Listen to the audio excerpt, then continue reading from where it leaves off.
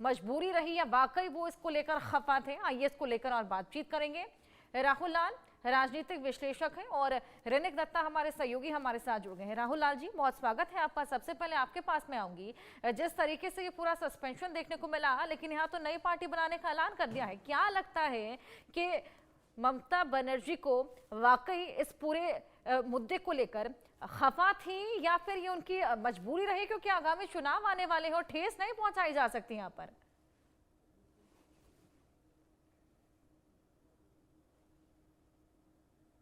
Unmute कीजिए राहुल जी। हाँ हाँ, मेरी आवाज आ रही है हाँ हर्षा जी, जी? हाँ जी, हाँ जी। हाँ, मैं कह रहा हूँ कि हर्षा जी देखिए, हुमायूं कबीर को ममता बनर्जी एक सीमा तक बर्दाश्त कर सकती थी, लेकिन उनके जो बयान है और उसकी जो भड़काऊबाजी, वो भड़काऊ किस्म के जो बयानबाजी थी, उसकी इंटेंसिटी काफी बढ़ गई थी। वो लगातार उनके बयान में मैं देख रहा था कि पिछले कई दिनों से जब वो कल कोई बयान देते हैं तो अगले दिन उसकी इंटेंसिटी और बढ़ जाती है। तो ऐसे स्थिति में ये हुमायूं कबीर के साथ इतना लेट से वो निलंबित हुए, ये जरूर आप सवाल पूछ सकते हैं कि इतना विलंब क्यों हुआ निलंबित होने में। क्योंकि वो लगातार कह रहे थे कि हमें अगर बाबरी मस्जिद के लिए शहीद होना पड़ेगा तो मैं शहीद होने के लिए तैयार हूं। तो वो एक तरह से कहीं कहीं अपना अलग संगठन बनाकर अपने आप को शहीद दिखाते हुए जनता के बीच जाने की कोशिश करेंगे वो। लेकिन चूंकि देखिए, ममता बनर्जी जिस तरह से जीतती हुई रही है लगातार, वैसे स्थिति में केवल और केवल उनको यह माना जाए कि वो इस प्रकार के भड़काऊ बयान देकर ही वो जीत रही हैं, तो यह भी मानना एक गलत सा तरीका होगा। तो हुमायूं कबीर कहीं न कहीं इस पूरे प्रकरण से उनको नुकसान हुआ है। ममता बनर्जी को दूसरे क्षेत्रों में, अन्य जगहों पे जहां पे हिंदू समूह के लोग भी उन्हें वोट दे रहे हैं, उन्हें नुकसान हो रहा है। अगर हम लोग पश्चिम बंगाल के मामले को देखें तो इस बार जो है कि ममता बनर्जी जो है कि वो एक दूसरे अलग अलग मुद्दों को लेकर चल रही हैं।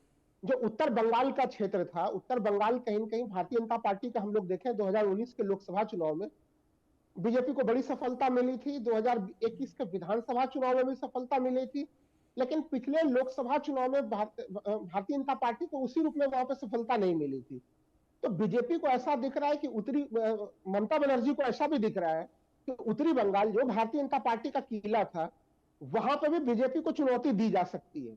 तो ऐसे स्थिति में अगर वो इस प्रकार के कोर जो है कि इश्यूज पे अगर वो अटकी हुई होंगी, तो फिर वो बीजेपी को चुनौती कैसे देंगी?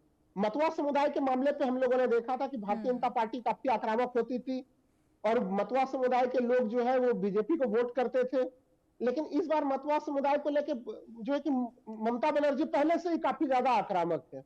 तो ये कुछ ऐसी स्थितियां हैं वहां पे बनी हुई। तो उन स्थिति के बीच में इनका जो बयान था, हुमायूं कबीर का, जो लगातार डे टू डे बयान दे रहे थे, वो टीएमसी के इमेज को काफी ज्यादा खराब कर रहा था।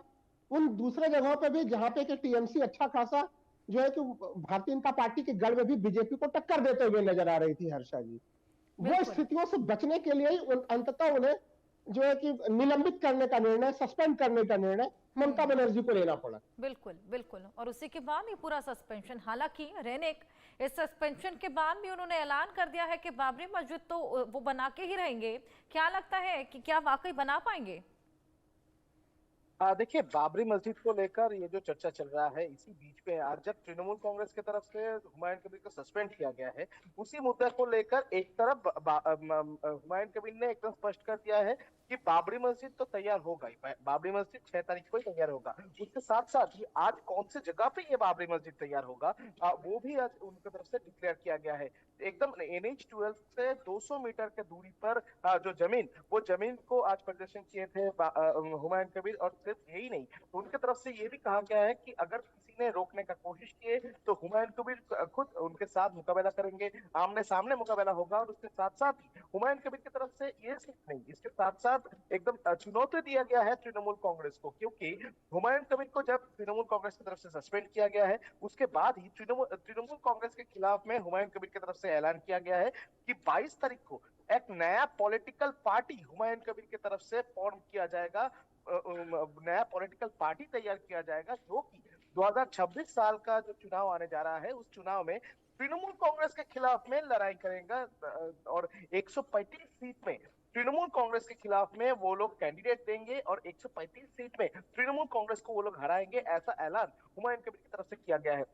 तो एक तरफ अगर देखा जाए तो बाबरी मस्जिद को लेकर जब चर्चा चल रहा है, बाबरी मस्जिद को लेकर जब राजनीति जोर शोर से चल रहा है, ठीक उसी टाइम पर तृणमूल कांग्रेस के खिलाफ में एक चुनौती जो है वो हुमायूं कबीर की तरफ से दिया जा रहा है। दूसरी तरफ बाबरी मस्जिद के लिए अगर बात किया जाए तो हुमायूं कबीर की तरफ से एकदम ऐलान किया गया है कि किसी भी हालात पर अगर प्रशासन की तरफ से भी कोई रोक आए, प्रशासन की तरफ से भी इस बाबरी मस्जिद को रोकने की कोशिश किया जाए तो उसके बावजूद भी 6 तारीख सुबह ही बाबरी मस्जिद का जो नींव गठन वो किया जाएगा। और उसके साथ साथ ही हुमायूं कबीर की तरफ से यह भी ऐलान किया गया है कि किसी भी तरीके से तृणमूल कांग्रेस के साथ इनका कोई कनेक्शन नहीं है, ये बाबरी मस्जिद का कोई कनेक्शन नहीं है और ये हुमायूं कबीर की तरफ से ये बाबरी मस्जिद तैयार किया जा रहा है। और तृणमूल कांग्रेस की तरफ से जो सस्पेंशन लेटर दिया गया है, सस्पेंड किया गया है हुमायूं कबीर को, इसको लेकर हुमायूं कबीर की तरफ से स्पष्ट किया गया है कि वो कल खुद तृणमूल कांग्रेस पार्टी से रेजिग्नेशन देंगे और कल ही वो शायद विधानसभा में जाकर उनका जो विधायक पद उससे भी इस्तीफा दे सकते हैं हुमायूं कबीर, ऐसा भी तो उनकी तरफ से कहा गया है। और हुमायूं कबीर की तरफ से ये भी चुनौती दिया गया है तृणमूल कांग्रेस को कि 2026 साल में जिस सीट से हुमायूं कबीर कैंडिडेट थे उस सीट में हुमायूं कबीर फिर से लड़ाई करेंगे, वो भी तृणमूल कांग्रेस के कैंडिडेट के खिलाफ में, ये हुमायूं कबीर की तरफ से कहा गया है। तो एक बात साफ हो चुका है कि पश्चिम बंगाल में अभी बाबरी मस्जिद को लेकर एक तरफ जब चर्चा चल रहा है, दूसरी तरफ तृणमूल कांग्रेस वर्सेस हुमायूं कबीर, ये एक नया इक्वेशन, ये एक नया टसल 2026 के पहले अभी पश्चिम बंगाल राजनीति में देखने को मिल रहा है। बिल्कुल, रैनिक, यहाँ पर ये बगावती सुर भी अब देखने को मिल रही है। राहुल लाल जी, आपके पास में आऊंगी। क्या लगता है अगर बंगाल में आगामी चुनाव ना होते तो क्या तब भी यही डिसीजन रहता? तब भी जिस तरीके से शिलान्यास की तैयारी थी बाबरी मस्जिद को लेकर, कुछ ऐसा ही कदम उठाया जाता? हर्षा जी देखिए, चुनाव ना होती तो हो सकता कि निर्णय कुछ अलग भी होते, लेकिन देखिए अभी की स्थितियां जो है वो बड़ी रोचक किस्म की हो गई है। हुमायूं कबीर खुद चाहते हैं कि उनके ऊपर कठोर प्रशासनिक कार्रवाई हो, वो वहां पे रिप्लिका बनाने की कोशिश करें मुर्शिदाबाद में, उनको प्रशासन बिल्कुल रोकता हुआ हो, जिस कारण से कि वो अपने समर्थकों में यह संदेश दे सके कि वो जो है कि एक तरह से जो रिप्लिका बनाने की पूरी कोशिश कर रहे थे, ममता बनर्जी सरकार उसे बनाने नहीं दे रही थी, क्योंकि जो उन्होंने घोषणा की है 135 सीटों पर लड़ने के लिए, वो बिल्कुल वही सीटें हैं हर्षा जी जो मुस्लिम बहुल क्षेत्र वाली जगह है। तो एक तरह से हुमायूं कबीर अपने आप को वहां पर दिखाना चाह रहे हैं कि मुस्लिम जो है कि वो ममता बनर्जी की तरफ ना जाके वो मुस्लिम जो है उनके तरफ है, इसलिए वो सीधे सीधे एक चुनौती वाली स्थिति देना चाह रहे हैं। तो ममता बनर्जी जी के लिए बड़ी सावधानी की स्थिति उन्हें बरतनी पड़ेगी। हम लोगों को याद है कि 2021 में वहां पे जो है कि ओवैसी साहब गए थे वहां पे चुनाव लड़ने के लिए, बड़ी तैयारी की थी, लेकिन अंततः जमीन पे वो बंगाल में कुछ ज्यादा उनकी स्थिति थी नहीं और वो लास्ट में फिर चुनाव के मैदान में उस रूप में दिखे नहीं, तो इसलिए मुस्लिम वोटों में कोई बंटवारे की स्थिति नहीं थी। लेकिन यहाँ पे हुमायूं कबीर जिस तरह से आक्रामक हुए हैं, तो कहीं न कहीं अगर ये जो पूरा 135 सीटों पे वो बात लड़ने की कह रहे हैं, मुर्शिदाबाद हम लोग जानते हैं कि काफी मुस्लिम बहुल क्षेत्र है, जहां पे वो रिप्लिका बनाने की बात कर रहे हैं, टकराहट, प्रशासन से टकराहट की बात कर रहे हैं। अभी जो आपके प्रतिनिधि ने बताया, बिल्कुल सही बताया कि वो सीधे सीधे हाईवे से 200 मीटर के क्षेत्र में ही है। तो उनका पूरा प्रयास ऐसा है कि वो उनको प्रशासन रोके ही रोके, क्योंकि प्रशासन अगर उन्हें नहीं रोकेगा और उन्हें थोड़ी भी छूट मिलती है तो उस स्थिति में फिर उनका पूरा वो जो सहानुभूति जो मुस्लिमों का बटोरना चाहते हैं वो फिर उन्हें नहीं मिल पाएगा, तो वो बाध्य करना चाहते हैं वो। तो पश्चिम बंगाल के चुनाव को अगर 2021 के संदर्भ में देखें तो 2025 में ये थोड़ा सा एक नया ट्विस्ट एंड टर्न नजर आ रहा है। अभी हम लोगों ने बिहार विधानसभा चुनाव को देखा या 2020 के बिहार विधानसभा चुनाव को देखें, ओवैसी साहब ने उस समय भी सीमांचल में काफी ज्यादा नुकसान ये है कि पहुंचाया था, वहां पे उनकी उपस्थिति एक थर्ड फोर्स के रूप में। इस बार के चुनाव में भी हम लोगों को दिखा कि एक तरह से काफी नुकसान की स्थिति रही और वो 5 के 5 सीटों पर बरकरार रहे।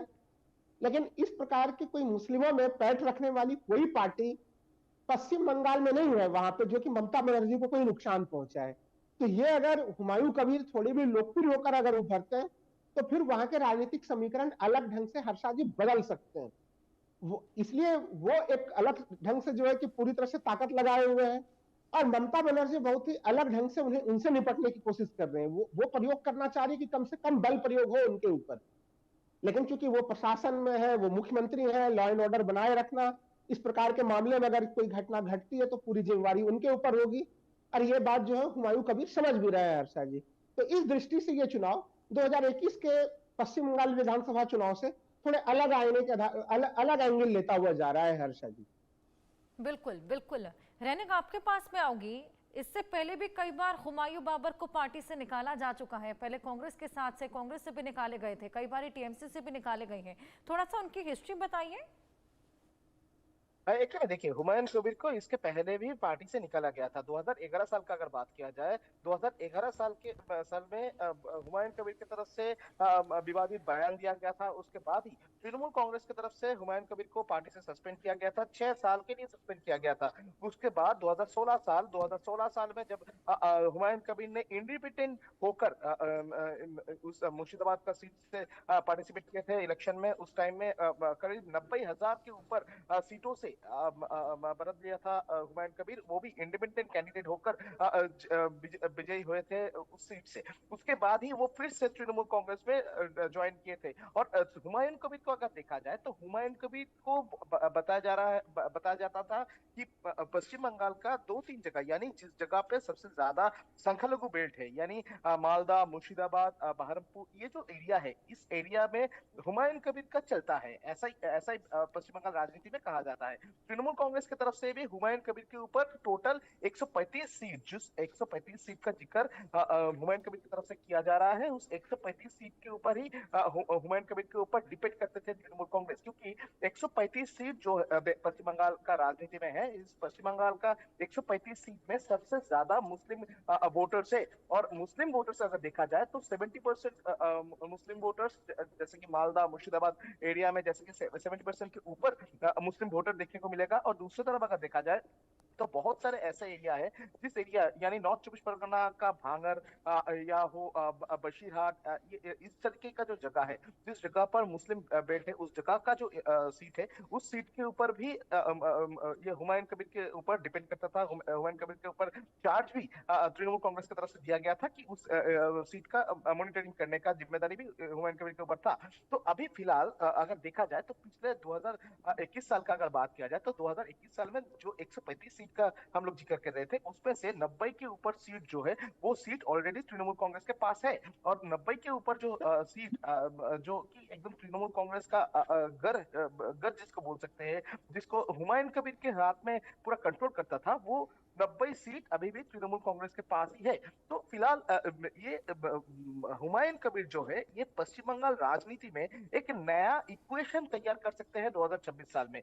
जैसे कि अगर आप देखेंगे तो तृणमूल कांग्रेस की तरफ से जो इलेक्शन में जो सीट तृणमूल कांग्रेस के पास है, उसमें मैक्सिमम जो 90 सीट, अगर मैं ये 90 सीट का बात करूं, जो 90 सीट अभी अभी भी तृणमूल कांग्रेस के हाथ में है, जो हुमायूं कबीर की तरफ से मॉनिटर किया गया था, ऑब्जर्वर जो हुमायूं कबीर थे, उस 90 सीट का अगर बात किया जाए तो वो 90 सीट इक्वेशन बदल सकता है पश्चिम बंगाल राजनीति में। क्योंकि वो 90 सीट में अगर हुमायूं कबीर की तरफ से जो कहा गया है कि 135 सीट में वो कैंडिडेट देंगे, और वो कैंडिडेट जो होगा वो तृणमूल कांग्रेस के खिलाफ में पार्टिसिपेट करेंगे, यानी जो संख्यालघु वोट है, जो माइनॉरिटी वोट है, वो वोट बैंक को डिवाइड करने का काम भी हुमायूं कबीर कर सकता है। और अगर ये जो माइनॉरिटी वोट बैंक है, ये वोट बैंक अगर डिवाइड हो जाए तो पश्चिम बंगाल का 2026 इलेक्शन का रिजल्ट दूसरा कुछ बोल सकता है। क्योंकि अगर देखा जाए तो 2021 साल का अगर बात किया जाए, 2021 साल में जो इलेक्शन हुआ था, उस इलेक्शन का चुनाव का जब रिजल्ट आया था, उसमें बहुत सारे ऐसे सीट है जिस सीट में बहुत कम मार्जिन में तृणमूल कांग्रेस का जो कैंडिडेट वो जयी हुए थे। और बीजेपी के साथ वो जो मार्जिन बहुत ही कम था, उस मार्जिन का अगर बात किया जाए तो 2026 में अगर इस तरीके से नया एक पॉलिटिकल पार्टी आके वोट शेयर कर ले तो इसमें तृणमूल कांग्रेस को दिक्कत का सामना करना पड़ सकता है। जैसे कि पिछले 2021 साल में आईएसएफ जब नया पॉलिटिकल पार्टी फॉर्म किया था, तब बशीरहाट में जो देखने को मिला था, अगर साउथ चौबीस परगना की बात किया जाए तो भांगर एरिया, भांगर जो असेंबली सीट है, उस भांगर सीट में जैसे देखने को मिला था कि आईएसएफ तृणमूल कांग्रेस का जो कैंडिडेट है उनको हरा दिया है। तो इस तरीके से अगर वोट शेयर हो जाए तो हुमायूं कबीर एक बोल सकते हैं कि एक नया चाल चल सकते हैं। हुमायूं कबीर के लिए एक फायदेमंद जगह तैयार हो सकता है पश्चिम बंगाल राजनीति में। हुमायूं कबीर बोल सकते हैं कि चाणक्य बन सकता है इस 2026 इलेक्शन में, कि उनके जो सीट वोट शेयर, या तो बोल सकते हैं सीट शेयरिंग, ये जो वोट शेयर का मामला है, ये वोट शेयर में अगर हुमायूं कबीर पार्टिसिपेट कर लाए तो तृणमूल कांग्रेस के लिए एक तरफ जब दिक्कत का सामना करना पड़ सकता है, दूसरी तरफ इसका फायदा डायरेक्टली हो सकता है बीजेपी को, क्योंकि जैसे कि मैं कह रहा था कि 90 से ज्यादा जो सीट है, जिस सीट में बहुत कम मार्जिन में बीजेपी और तृणमूल के बीच में जो अंतर था बहुत ही कम मार्जिन का था, तो ये अंतर अगर वोट शेयर में चला जाएगा, अगर वोट शेयर में तृणमूल कांग्रेस का वोट जो है वो कम होता हुआ नजर आएगा, तो उसमें फायदा जो है वो डायरेक्टली बीजेपी को मिल सकता है। बिल्कुल, तो यहाँ पर हुमायूं कबीर अब जब सस्पेंड हुए हैं तो बागी हो चले हैं और नई पार्टी बनाने का ऐलान उन्होंने कर दिया है। राहुल, कितना सक्सीड हो पाएंगे इसमें वो? देखिए हर्षा जी, वो अपने विवादित बयानों के कारण, अपने राजनीतिक गतिविधियों के कारण, अब पश्चिम बंगाल में अगर देखें तो मुस्लिम समुदाय के बीच में एक अच्छे खासे बड़े नाम है, वहां पे अच्छी खासी लोकप्रियता वो रखते हुए रहे हैं। यही कारण है कि वो तमाम दलों में वो घूमते रहते हैं और बहुत ज्यादा वो स्थिर नहीं रह पाते एक पार्टी में, लेकिन उनकी लोकप्रियता है, इसलिए पार्टियां फिर से उन्हें स्वीकार भी कर लेती हैं, उनकी मजबूरी भी होती है पार्टियों की। लेकिन हाँ, ये भी मानना पड़ेगा कि पश्चिम बंगाल में ममता बनर्जी की अपनी भी एक लोकप्रियता है और मुस्लिम समुदाय में उनकी भी पहुंच है। तो इस बार के चुनाव में हर्षा जी ये चीज दिखेगा कि ममता बनर्जी ज्यादा जो है कि वो मुस्लिमों को लुभा पाते हैं या हुमायूं कबीर लुभा पाते हैं, नंबर 1 चीज। नंबर 2, अभी रैनिक जिन सीटों की बात कर रहे थे 90 सीटों को लेकर, और जहां पे मार्जिन काफी कम रहा है टीएमसी और भारतीय जनता पार्टी के बीच मुकाबले को लेकर, जिसमें टीएमसी जीती है, उन जगहों पर देखिए वो ज्यादा सीट वो जीत सके या ना जीत सके, हो सकता है कि उनकी अपनी वो जीतने वाले 135 सीटों में वो 3-4 सीटें जीत सके वो, लेकिन काफी सीटों पे वो समीकरण बिगाड़ने की क्षमता रखते हैं। तो ये देखना पड़ेगा कि वो जो कल नई पार्टी बना रहे हैं उसमें संगठन जो बनाते हैं वो ऑर्गेनाइजेशन उसका कितना मजबूत होता है। जब अगले वर्ष विधानसभा के चुनाव होंगे उस समय तक वो ऑर्गेनाइजेशन अगर जमीन पे काम करता है, वो वोटों को कितना ज्यादा, मुस्लिम वोटों को अपनी तरफ रूपांतरित कर पाता है। लेकिन हाँ, ये कहीं ना कहीं ममता बनर्जी जी के लिए खतरे की घंटी है। अभी इस रूप में हम लोगों को दिखाई दे रहा है उनका ताकत के रूप में उभरना, और भारतीय जनता पार्टी के लिए कहीं न कहीं खुशी देने वाला तत्व है, क्योंकि पश्चिम बंगाल में अभी तक जो विपक्षी वोट थे उसमें बंटवारे की स्थिति हम लोग नहीं देखते थे, वहां पे उस रूप में बंटवारा नहीं हो पाता था। तो वो जैसे दूसरे अन्य विधानसभा चुनाव में हम लोगों को दिखता है कि वोटों के बंटवारे होते हैं और भारतीय जनता पार्टी को लाभ की स्थिति आती है। बिल्कुल, खैर राहुल जी, इस वो बार तो स्थितियां मोदी ने पश्चिम बंगाल में कहीं बीजेपी लाभ लेने का कि बंगाल को साधने की तैयारी है, उसे को लेकर तमाम मुलाकातें भी हमने देखी। अब देखना होगा, ये एक तरफ ये बगावती सुर, एक तरफ जिस तरीके से ममता सरकार भी तमाम कवायदे कर रही है, क्या कितना कारगर साबित होता है और बंगाल की जनता इस बार किसको चुनती है। बहुत शुक्रिया आप दोनों का हमारे साथ जुड़ने के लिए, तमाम जानकारियां साझा करने के लिए। इसी के साथ वक्त ब्रेक का।